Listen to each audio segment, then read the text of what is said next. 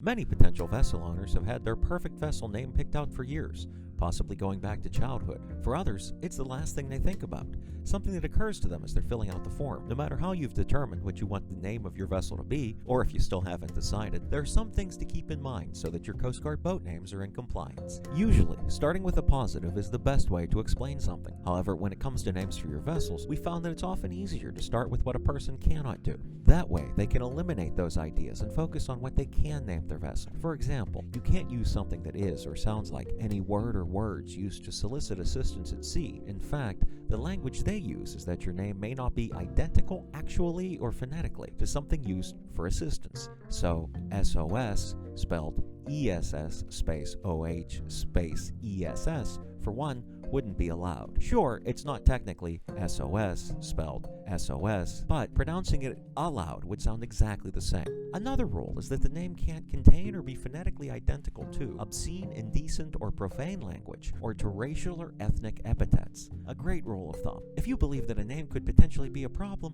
don't use it. Remember, this vessel name is going to be associated with you. When people hear it, they will think of you. If you keep that in mind, you're going to have a better chance of picking a name that won't embarrass you at some point. Once you've picked a name, it and the hailing port of your vessel have to be marked on some clearly visible exterior part of the hull. That's if you're a recreational vessel. If your vessel is commercial, it must be marked on the starboard bow, the port bow, and on the stern. You can use any materials or methods, but the letters and numbers have to be at least 4 inches tall, legible, and durable markings. You might have heard all this and thought, I think I've got a name that's going to work, but I'm not 100% sure. Should you have any questions about this or anything else in regards to vessel documentation, our staff will be more than happy to help you. All the forms you could need are right at our site, and if you need further assistance, call 800-535-8570 or visit us online at maritimedocumentation.us.